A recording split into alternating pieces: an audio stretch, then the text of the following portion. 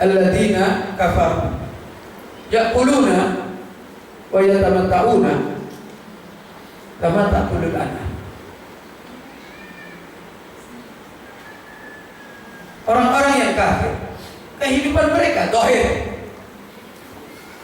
Ya'kulun, mereka makan. Wa yatamatta'un, mereka bersenang-senang. Mereka makan tidak mau diganggu makannya. Mereka bersenang-senang tidak mau diganggu, harus berhasil, harus ini, harus ini, harus ini. Ya'kulun wa yatamatta'un kama ta'kulul an'am.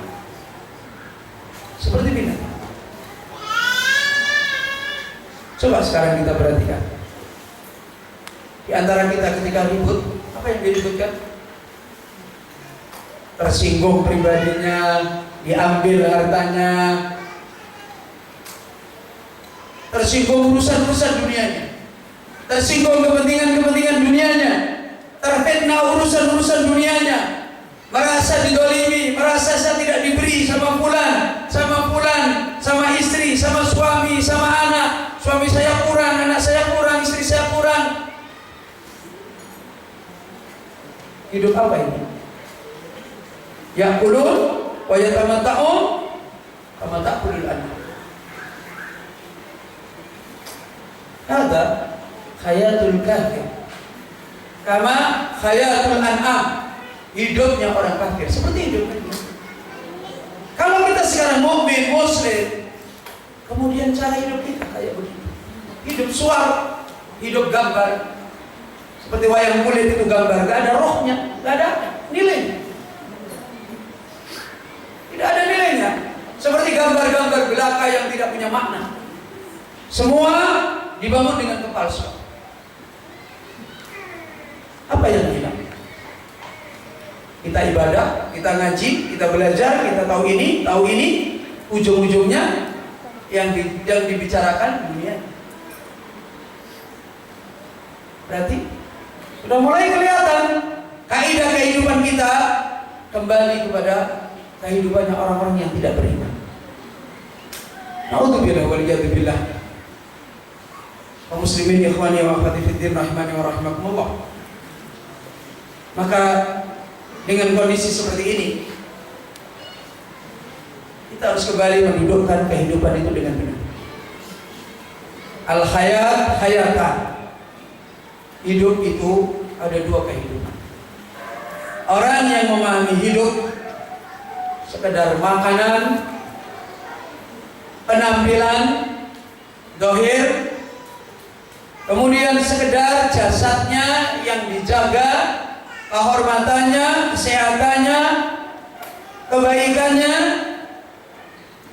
Ini bukan kaidah hidupnya seorang muslim. Bukan kaidah hidupnya seorang yang beriman. Ketika dia memahami hidup sebatas ini. Ketika dia memusingkan hidup, menganggap sukses dalam hidup, menganggap mulia dalam hidup, kaidahnya cuma sampai di sini.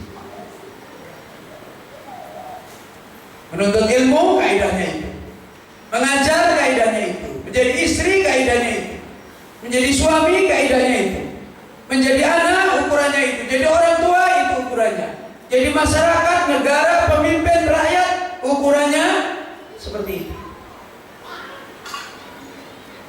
Di mana letak nilai Islam? Di mana letak nilai di mana kita orang beriman?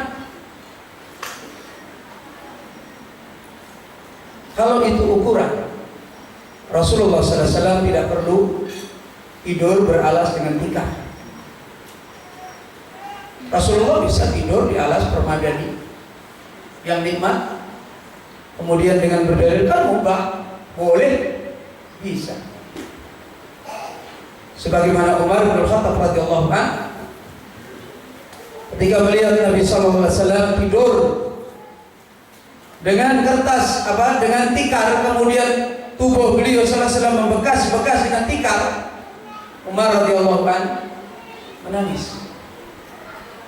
Wahai Nabi Allah, engkau bisa hidup tidur sebagaimana Kaisar Romawi. Engkau bisa hidup sebagaimana Kisra di Persia. Kenapa engkau hidup? Nabi SAW tidak perlu ketika lapar harus membungkukkan tubuhnya. Doanya kan mustajab. Ya Allah, turunkan kurma rontok dari langit. Bisa. Nabi bisa nyuruh sahabat-sahabatnya, kumpulkan makanan ini, saya Nabi Allah, kalian kan pengikut saya. Bisa. Tapi biasa Nabi berjalan membungkuk, karena saya lihat belum ada makanan yang masuk di perut.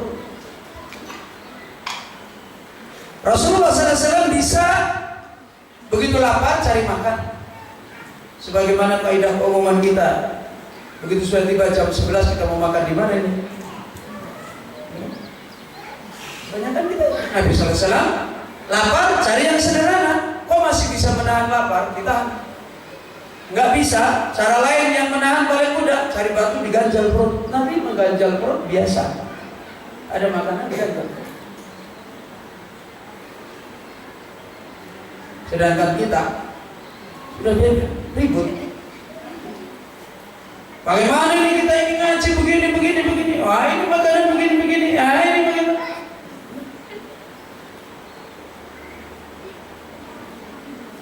Kalau itu ukuran, Nabi tiap hari dengan sahabat seminar, mengentaskan kelaparan, kemiskinan, membangun masyarakat Gemaripa, Rojinawe, tidak pernah kurang makanan sekalipun dalam seumur hidup. Tidak pernah terkena apa-apa seumur hidup. Bangun seminar. Abu Hurairah tiap hari sibuk buat panitia seminar menghilangkan kemiskinannya Abu Hurairah. Kalau itu ukuran hidup. Kemudian kalau ukuran hidup itu tubuh kita yang harus kita jaga siang malam, sakit sedikit, sibuk, bingung, ngobati. Sampai-sampai Al-Quran itu sering dipakai meruqyah. Ujung-ujungnya dipakai meruqyah apa? Penyakit dohir. Padahal Al-Quran ini adalah asalnya bukan ruqyah penyakit dohir, penyakit hati. Tapi nggak dipakai. Hatinya tidak pernah diruqyah dengan menuntut ilmu, memahami Al-Quran, yatadabbaruna, mentadabburi ayat-ayat Al-Quran. Butuh pada Al-Quran. Kalau perutnya lapar, buat dulu ya perut saya, biar tiba-tiba kenyang. Kenapa tidak diruqyah saya supaya kaki saya ini sampai tua tidak berkeriput? Ini aneh. Jadi butuh Al-Quran untuk mengobati jasadnya, tapi tidak butuh Al-Quran untuk memperbaiki hatinya. Dengan cara afala yatadabbaruna Al-Quran, talabul ilmi, am ala qulubin aqfaluha. Dibiarkan hatinya keras, hatinya tertutup, dibiarkan dirinya bodoh, tidak belajar kitab Allah, tidak belajar sunnah Nabi, tidak belajar ilmu yang benar. Nanti begitu kakinya ketabrak batu, cari Al-Quran. Tolonglah diruqyah saya. Tolong diruqyah. Nabi Ayub, kalau yang dipikirkan jasadnya, Nabi Ayub tidak perlu sabar menahan sakit 18 tahun. Dan Nabi Ayub tidak pernah mengeluh, tidak pernah ribut. Nah, mati nih kita. Ya. Nabi Ayub tidak pernah mati nih kita nih, hancur nih kita. Apalagi istri pergi, suami pergi, anak pergi, harta pergi. Nah, sudahlah, saya paling menderita di dunia. 18 tahun. Harusnya Nabi Ayub seminar dengan para nabi yang lain. Bagaimana supaya kita ini seperti Sulaiman, sehat, istrinya 100, ya kan? Jadi raja, semua makhluk Allah ditundukkan, enak Nabi Sulaiman.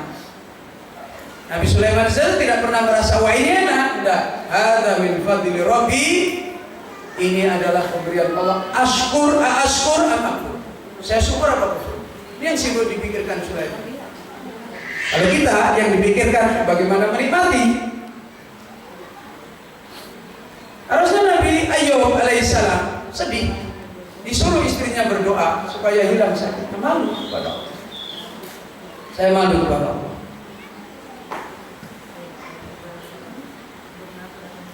Kalau hidup itu ukurannya itu,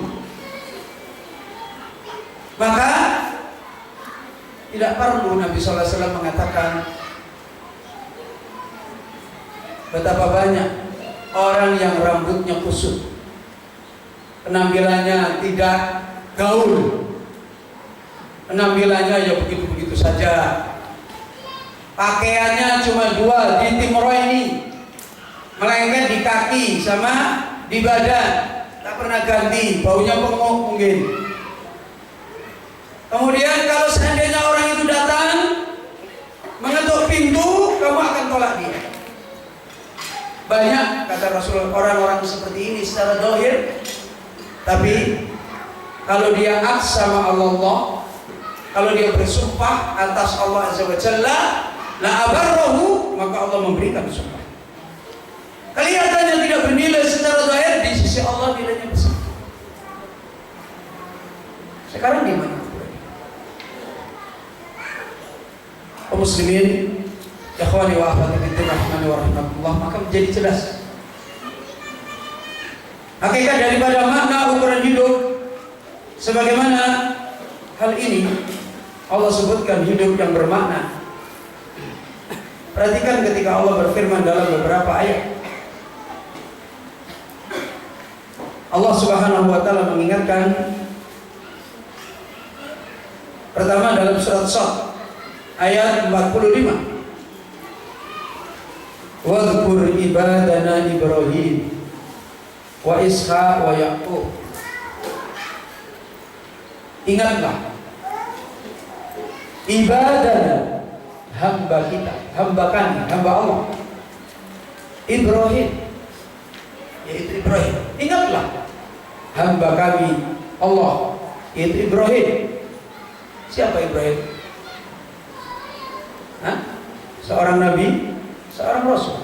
Kenapa enggak disebutkan wadhkur rasulana Ibrahim, wadhkur nabiyana Ibrahim? Kenapa enggak disebutkan?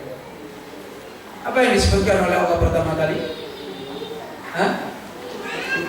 Ibadah, hamba, hamba yang ta'abbud, punya kehidupan ibadah yang bernilai di sisi Allah SWT. Dan ketika kita disebutkan Ibrahim, Ishaq, Yaqub, lihat kemenangan hidup mereka. Ketika Allah menyebutkan Ibrahim, Ishaq, Yaqub, Allah ingin tunjukkan kepada kita bagaimana hidupnya Ibrahim, Ishaq, Yaqub. Kemudian ketika Allah tidak memaksudkan apa yang menjadikan mereka mulia, ibadana, hamba kami, punya identitas. Identitasnya adalah sebagai abdun, hamba Allah yang punya syiar kehidupan ibadah yang diridhai oleh Allah, diterima oleh Allah Azza wa Jalla. Kemudian lihat firman Allah Azza wa Jalla dalam surat Al-Isra, semakna dengan firman Allah Azza wa Jalla tadi. Ketika Allah Azza wa Jalla berfirman, subhanalladzi asra bi abdihi, Allah menunjukkan sebuah kemuliaan, kemenangan. Asra, memperjalankan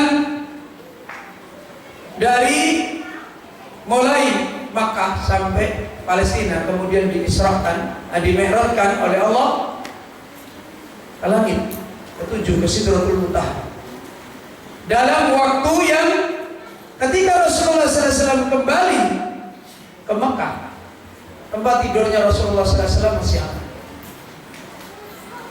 yang menunjukkan begitu cepat sekali, belum lama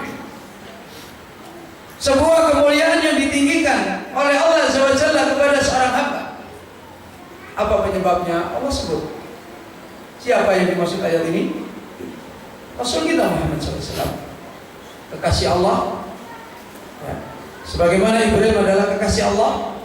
Dan kenapa Allah tidak menyebut subhanalladzi asra bi Muhammadin, tidak menyebut bi Muhammadin? Kenapa tidak menyebut bi rasulihi, tapi bi abdihi? Ayat ini juga diterangkan para ulama. Allah menyebutkan hakikat kemenangan dan kemuliaan yang diberikan oleh Allah kepada Rasul kita Muhammad SAW adalah predikat abd, seorang hamba yang mempunyai sifat ibadahnya diridhoi oleh Allah. Karena di sini bentuknya sanjungan. Di sini bentuknya bukan bentuk kauni, bentuk sanjungan. Di mana ini yang dimaksudkan abad di sini adalah abad secara syar'i, bukan abad secara kauni, secara takdir dia hamba, bukan. Tapi abad di sini secara syar'i, karena dia telah menempuh jalan-jalan yang Allah cintai. Karena ayat ini menunjukkan Allah menyanjung, berarti itu sebagai ibadah syariah. Sebagaimana juga di dalam ayat wadkur ibadana Ibrahim, Allah menyanjung. Demikian juga ketika Allah memberikan sanjungan pada Nabi kita Muhammad SAW dengan Al-Quran yang mubarak, tabarakalladzi nazzala al-furqana ala abdihi. Allah menyanjung, Maha Suci Allah, Maha memberkahi Allah, dan yang telah menurunkan Al-Quran ala abdi, atas hambanya. Kalimat ini bukan menerangkan secara makna takdir kauni, tapi menerangkan secara syar'i. Bahwasanya Allah Azza wa Jalla memuji, menyanjung, menunjukkan abdi di sini adalah hamba dalam pengertian syar'i, bukan hamba dalam pengertian kauni, takdir. Dipaham gak? Paham gak? Jangan-jangan gak paham. Bukan hamba dalam pengertian takdir, takdirnya dia sebagai hamba, Allah sebagai roh, bukan. Tapi dalam pengertian secara syar'i, dia adalah orang yang memiliki penghambaan kepada Allah Azza wa Jalla yang Allah cintai. Maka ayatnya Allah adalah memuji, tabarakalladzi, subhanalladzi, wadhkur ibadana. Ini sanjungan semua. Dan ini menunjukkan adalah ibadah dalam pengertian khassah. Allah Azza wa Jalla menjadikan itu ukuran, diberikan kemuliaan. Maka dari ayat ini dan juga di dalam ayat yang lain, sebagaimana Allah Azza wa Jalla menjelaskan, kesimpulannya sebuah kemenangan yang diberikan oleh Allah di dalam hidup kalau kita punya kehidupan khassah, kehidupan khusus. Kehidupan khusus ini tidak ada lain adalah ibadah. Dan ibadah ini ibadah yang menjadi jati diri kehidupan, bukan ibadah yang menjadi sebuah bagian kehidupan. Allah Subhanahu wa taala telah berfirman, "Wa ma khalaqtul jinna wal insa illa liya'budun." Tidaklah Allah menciptakan jin dan manusia kecuali mereka adalah supaya beribadah kepada Allah. Lihat ayat ini mutlak menunjukkan kemenangan hidup kalau kita telah meraih tugas kita. Sementara sekarang kalau kita ditanya, apakah Islam mewajibkan kita sholat di seluruh kehidupan kita? Apakah Islam mewajibkan kita sholat di seluruh kehidupan kita? Full 24 jam kita sholat? Tidak. Kalau begitu kita tidak melaksanakan ayat wa ma khalaqtul jinna wal insa illa liya'budun. Karena sholat kita cuma sebentar, 5 menit, 10 menit, paling jauh berapa? Berarti kita tidak bisa melaksanakan ayat. Kita semuanya sering puasa wajib dan puasa sunnah. Apakah kita bisa kerjakan dan apakah kita disyariatkan oleh Islam? Ibadah puasa kita ini sepanjang masa disyariatkan oleh Islam? Enggak. Kalau begitu berarti kita tidak bisa melaksanakan ayat wa ma khalaqtul jinna wal insa illa liya'budun. Di mana kita bisa meraih watifah ini? Di mana kita bisa meraih tugas kemuliaan ini? Untuk kemudian hidup kita menjadi hidup yang bukan sebagaimana hidup umum tadi. Bagaimana kita bisa menjawab masalah itu? Ibadah apa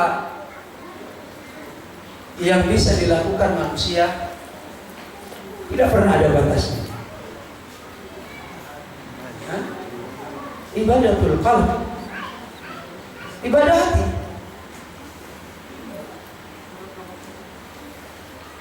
Ibadah sebagaimana yang disebutkan dalam istilah para ulama, muraqabatul maut. Inilah hakikat hidup yang khusus, hidup yang khusus. Kehidupan yang diterangkan para ulama, al-ubudiyah ayyuhal ikhwah hiya wadhifatud dunya. Kalau kita ingin bisa meraih kehidupan yang benar di dalam ibadah ini, manakala ibadah ini kita raih, sebagaimana juga Allah berfirman, wa'bud rabbaka hatta ya'tiyakal yaqin. Berarti kita tidak boleh berhenti beribadah. Tidak boleh kita sesaat hanya punya kehidupan ibadah dengan Allah. Kita harus punya kehidupan ibadah kepada Allah di seluruh umur kita. Karena Allah memerintahkan, wa ma khalaqul jinna wal insa illa liya'budun wa'bud rabbaka hatta ya'tiyakal yaqin. Bahkan untuk menunaikan tugas ini, Allah sudah memberikan jaminan. Ibaratnya secara kasarnya, kalian tidak usah cari makan. Kalian gak usah cari makan. Kalian gak usah cari dunia. Bahasa kasarnya seperti ini. Kenapa? Karena Allah Azza wa Jalla berfirman di ayat setelah Allah menerangkan wa ma khalaqtul jinna wal insa illa liya'budun. Seringnya ayat ini berhenti sampai di sini kita baca. Ayat kelanjutannya nggak pernah kita baca. Tidak tahu karena bodoh atau membodohi sendiri atau malu-malu kucing. Ayat yang berikutnya ini ayat yang menjelaskan lebih kuat hakikat bagaimana hidup yang khusus. Allah berfirman dalam ayat berikutnya, ma uridu minhum min rizqin wa ma uridu ayyukin. Saya Allah Azza wa Jalla tidak menginginkan rezeki dari kalian. Allah tidak meminta kepada kita semuanya rezeki, tidak meminta kepada kita makan, tidak meminta kehidupan kita di dalam dunia untuk membangun kehidupan kita dengan Allah yang mulia. Allah tidak butuh dari urusan-urusan dunia yang kita urus. Kemudian Allah menetapkan, innallaha huwar razzaqu dzul quwwatil matin. Bahkan kita dikasih makan. Ketika Allah menyuruh kita beribadah, Allah, kalian tuh yang saya kasih makan. Kita yang dijamin oleh Allah. Makanya satu kehidupan yang aneh. Sebagaimana dinasihatkan oleh para ulama kita, sesuatu yang pasti kita bingung. Sesuatu yang tidak pasti kita tidak bingung. Gimana? Urusan kita meraih ibadah khusus, urusan kita meraih kemenangan keselamatan hidup, ada jaminan pasti nggak? Ada jaminan pasti. Ada siapa yang sudah punya jaminan pasti? Hah? Ada. Catatannya gimana?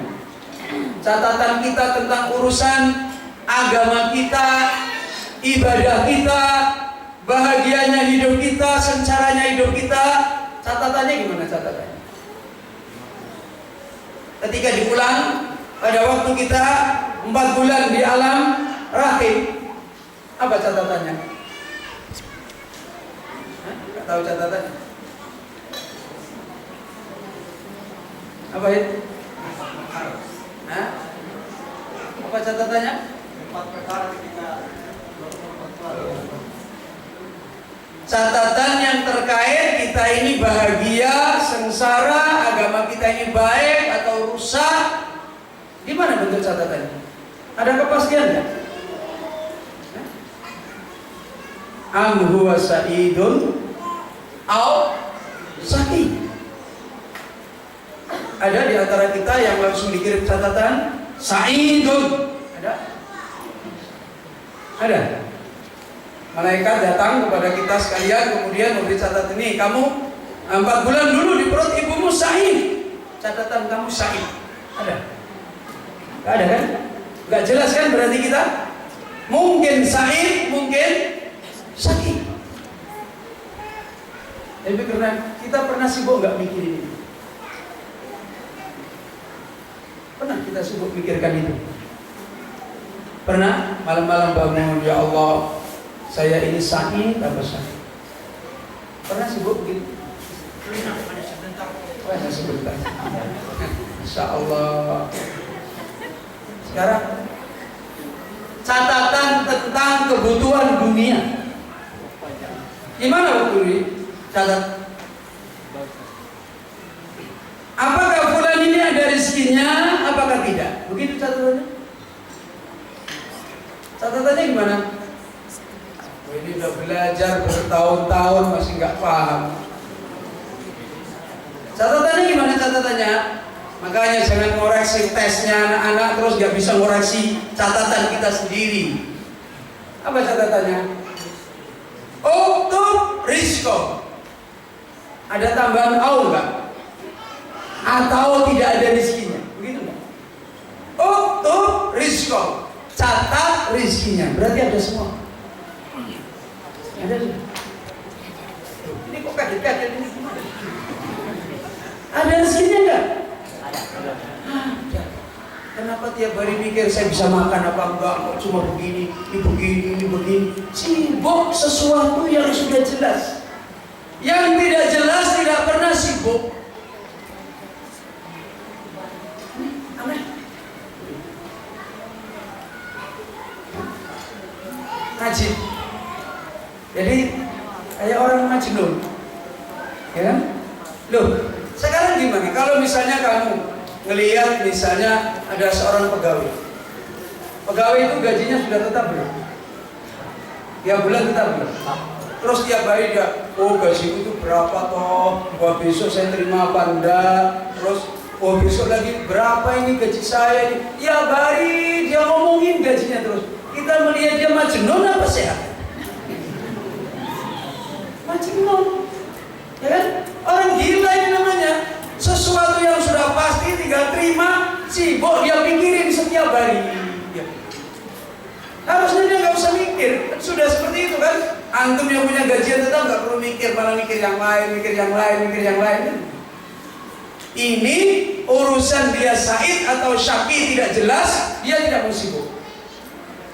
Sementara urusan makanannya, minumannya Allah sudah mengatakan, nahnu narzuqukum wa iyyahum.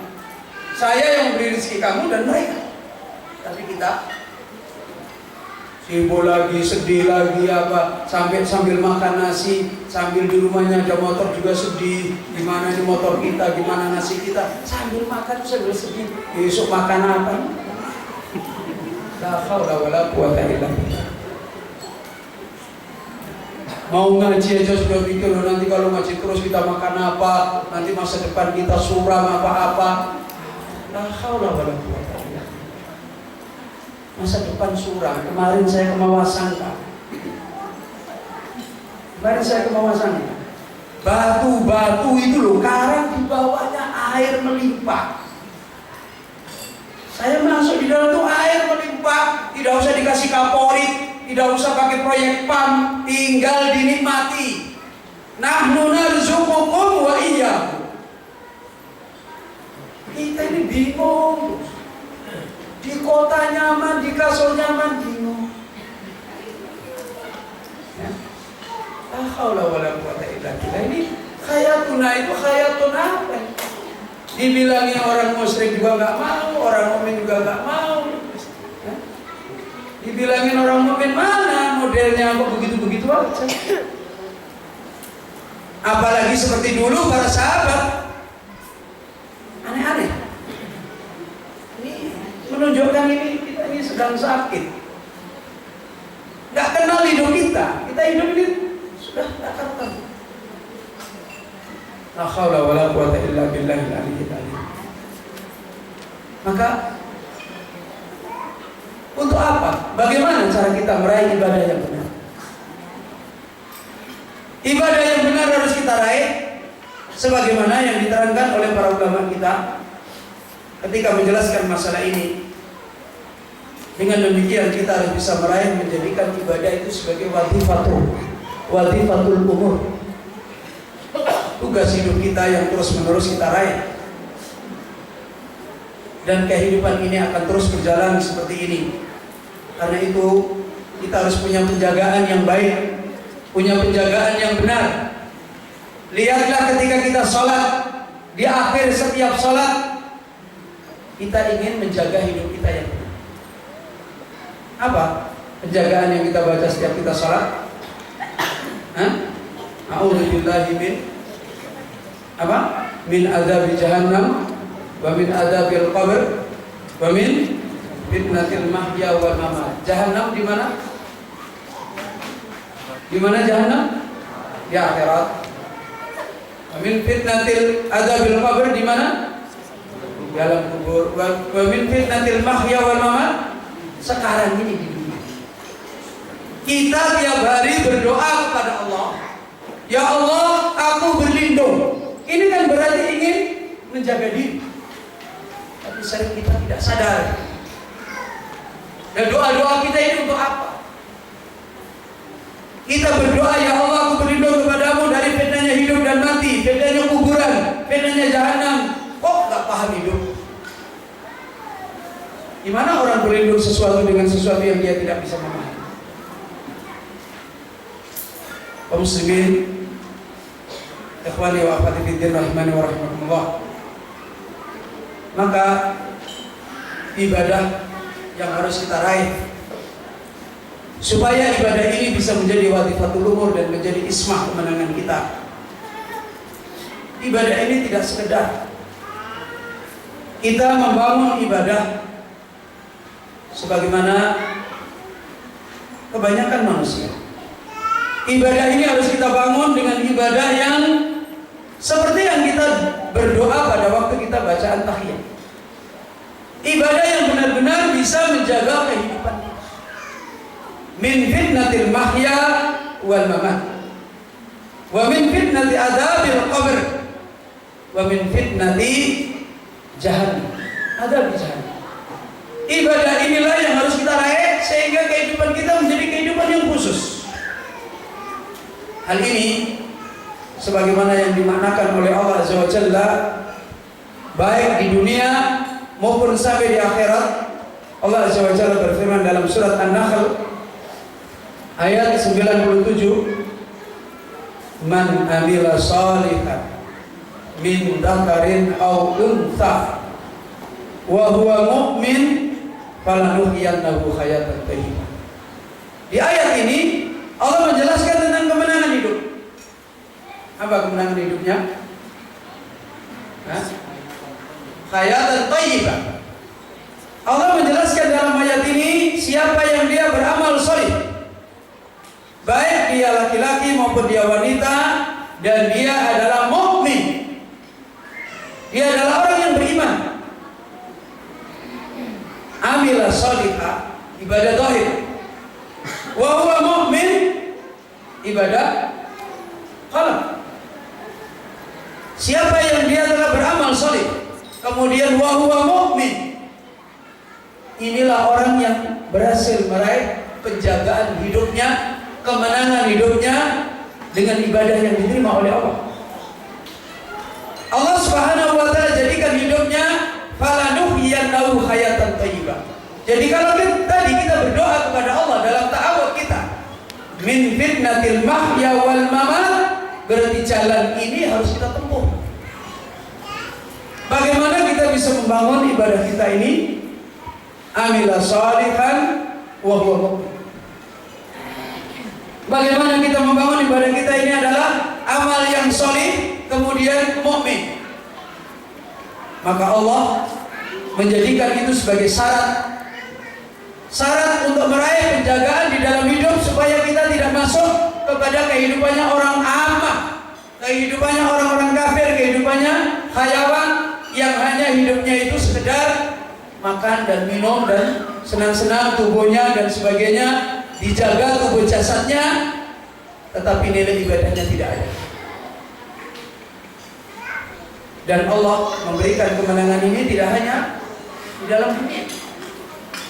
Allah ketika menjelaskan ayat ini hayatan thayyibah itu di dunia. Kemudian Allah SWT menerangkan wala najziyannahum ajrahum bi ahsani ma kanu ya'malun. Dan kami akan membalas mereka, bukan cuma dihidupkan thayyibah di dunia. Dia juga diberikan oleh Allah dengan ajr, dengan balasan ajrahum bi ahsani ma kanu ya'malun. Dan ini di mana? Di alam barzakh. Yang tadi kita berlindung wa min adzabil qabr. Di mana lagi? Di akhirat. Yang kita sudah berlindung dari azab jahannam. Maka penjagaan ini adalah mengembalikan ibadah yang benar. Yang esensinya ibadah yang benar ini telah diterangkan oleh Allah, ibadah zahir kemudian dibangun dengan ibadah qalb, ibadah hati. Amilah shalihah kemudian wa huwa mu'min. Secara khusus Allah Azza wa Jalla menyebutkan di dalam ayat yang lain dalam surat Yunus ayat 62 sampai 64.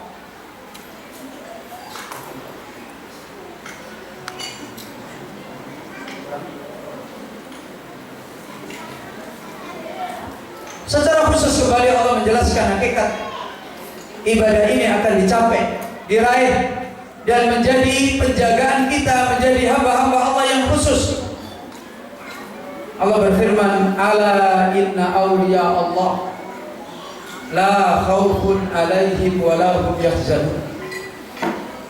Ingatlah sesungguhnya awliya Allah, para kekasih Allah.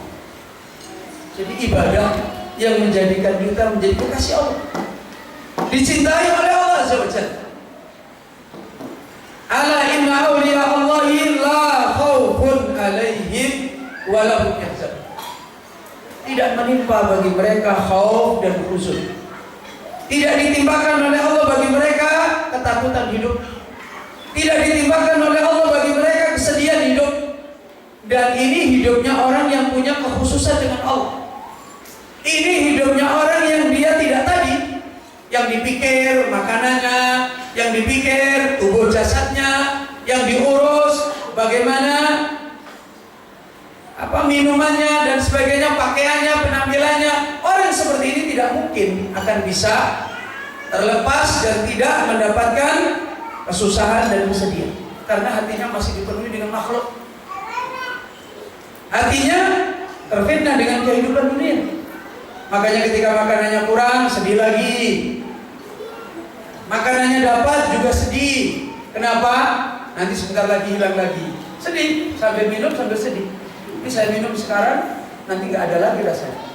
Jadi dapat sedih, tidak dapat juga sedih. Ada makanan juga begitu. Suaminya datang tersenyum juga sedih. Istrinya kenapa? Paling sebentar senyumnya, habis itu pergi lagi. Istrinya baik-baik sebentar, suaminya sedialah baik paling sebentar, habis itu jelek lagi. Sedih terus, karena hatinya terfitnah dengan kehidupan dunia. Ukuran hidupnya adalah dunia. Kalau ukuran hidupnya adalah ma'rifat kepada Allah, dipenuhi dengan bagaimana hidup ini adalah menunaikan kepada Allah Azza wa Jalla, semua yang ada dalam hidup tidak menjadikan dia huzun, tidak menjadikan dia khauf. Dan para ulama kita menyebutkan, di antaranya Ibnu Sa'di, kalau seorang hidupnya sudah tidak banyak dan bahkan jauh dari takut dan sedih, orang ini paling kokoh menghadapi fitnah hidup. Orang ini paling kokoh menghadapi fitnah di dalam hidup.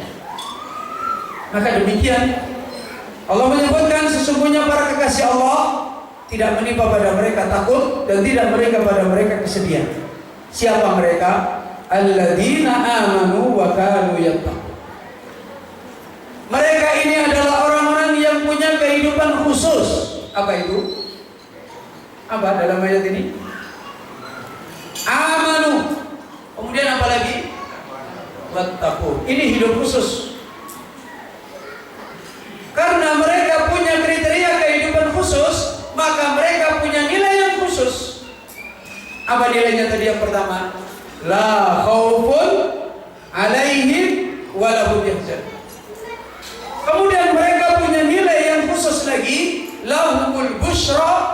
fil hayati dunia. Mereka hidup diberikan oleh Allah kegembiraan khusus di dunia. Mereka punya kemenangan khusus di dalam kehidupannya di dunia. Fil hayati dunia, di dalam kehidupannya dunia. Wa fil akhirah, dan di dalam kehidupannya di akhirat. La tabdila li kalimatillah. Dan hidup yang seperti ini tidak pernah berubah. Orang yang membangun kepalsuan akan meraih kepalsuan. Orang yang membangun kehidupan yang benar, dia sendiri juga yang akan meraih. Maka banyaklah kita mau muhasabah, mengoreksi apa yang ada pada diri kita semuanya. Kaum muslimin, ikhwani wa akhwati fiddin rahimani wa rahimakumullah. Maka salah seorang ulama kita yaitu Syekh Sa'ad Al-Hujri, dalam sebuah tulisan beliau Al-Ibadah Al-Mafqudah Muraqabatullah, ibadah yang telah hilang, yaitu muraqabah kepada Allah Azza wa Jalla. Beliau menasihatkan, idza aradna an nu'addi al-ibadah. Apabila kita ingin meraih, menunaikan, melaksanakan ibadah. Ibadah yang bagaimana? Idza aradna an nahfadha biha dunya. Ibadah yang dengannya dunia kita mendapatkan penjagaan dari Allah. Dengan ibadah itu, kehidupan kita di dunia dijaga oleh Allah. Sebagaimana tadi Allah menyatakan, la khaufun alaihim wa lahum yahzanun. Sebagaimana tadi Allah menyatakan, fala nuhyiyannahu hayatan thayyibah. Ini menunjukkan Allah memberikan penjagaan. Kalau kita ingin menunaikan ibadah yang harus bisa bernilai an-nahfadhu biha dunia, di mana kita bisa menjaga kehidupan dunia kita dengan ibadah. Wa idza aradna an nahfadha bihal amal. Ibadah yang kita maksudkan adalah ibadah yang kita bisa menjaga amal kita. Amal kita jadi bernilai. Karena betapa banyak amal-amal kita tidak punya nilai. Wa nahfadha bihal umrah, dan ibadah yang bisa menjaga umur kita, sehingga umur kita menjadi umur yang bermakna. Ketika kita telah meninggal dunia juga sepertinya kita hidup terus. Betapa banyak umur kita masih ada, kita tidak punya makna. Malahan kadang-kadang orang pengennya lebih baik dia segera mati daripada hidup membawa masalah. Masih ada umur tapi tidak punya makna, tidak punya nilai. Yang mengangkat ibadah yang bagaimana? Apabila kita ingin menunaikan ibadah yang bisa memelihara umur kita bermakna. Wa nas'adu biha fil akhirah. Ibadah yang bisa kita membangun kebahagiaan nanti di akhirat. Wa nartafi'u biha darajatil aliyah. Ibadah yang bisa membawa kita meraih derajat yang tinggi. Wa nardha biha rahman, dan ibadah yang kemudian Allah Ar-Rahman ridha kepada kita. Itu ibadah yang bernilai. Ibadah yang punya kekhususan. Ibadah yang kemudian wa nardha biha syaitan. Ibadah yang bisa kita menjadi orang yang benci kepada setan, bukan berpelukan dengan setan. Bukan kemudian kita malah menjadi teman-teman setan. Ibadah-ibadah seperti itu bukan ibadah yang dinilai sebagai ibadah khasah. Bukan ibadah yang kemudian telah memaknai hidup. Bagaimana caranya? Maka beliau mengingatkan, la budda lana an nuraqiballaha ta'ala muraqabatan daqiqatan jalilah. Ibadah yang bernilai seperti ini adalah ibadah yang apabila ibadah kita, semua yang kita lakukan itu ada pada kehidupan hati kita, di mana kita selalu meraih kehidupan, merasa diawasi oleh Allah Ta'ala, muraqabatan daqiqah, dengan mendapatkan pengajaran muraqabah yang daqiq, bukan mujmal. Kita harus bisa meraih muraqabah yang daqiq. Muraqabah yang daqiq, muraqabah yang detail. Ini muraqabah yang dibangun dengan ilmu, bukan muraqabah yang dibangun dengan perasaan. Kalau perasaan, mungkin sekarang saya nasihati kalian semuanya, kalian baru, oh iya sedih kita, kalau begitu kita harus takwa kepada Allah. Ya makanya dosa kita banyak, habis keluar tidak ada lagi cerita itu. Ini bukan muraqabah daqiqah. Makanya ulama kita menasihatkan, Tidak cukup dengan majelis-majelis seperti ini. Ini cuma majelis nadir, majelis peringatan. Cara membangun muraqabah supaya kita bisa meraih daqiqah, ini ada kaidah. Tidak pakai perasaan, tidak datang ngaji rame-rame, oh iya ngajinya bagus, tadi kita sedih sama-sama, nangis sama-sama, air mata kita satu ember, habis itu keluar gak ada gunanya. Itu muraqabah perasaan. Iman yang dibangun sekedar perasaan tidak akan bisa dibawa dia di dalam hidup. Baru ada orang lewat saja pakai kerudung sudah rontok iman. Tadi sedih-sedih ya kita ini, wah dosa kita banyak. Habis ada orang lewat pakai kerudung aja sudah tidak ingat lagi perkataannya. Karena perasaan itu ganti suasana, ganti perasaan. Beda dengan muraqabah daqiqah, suasana berubah tidak berubah. Suasana berubah tidak berubah. Di sini ingat, di situ ingat, di sana ingat, di sana ingat. Di sini merasa diawasi, di sana diawasi, di sana diawasi, di sana diawasi, terus.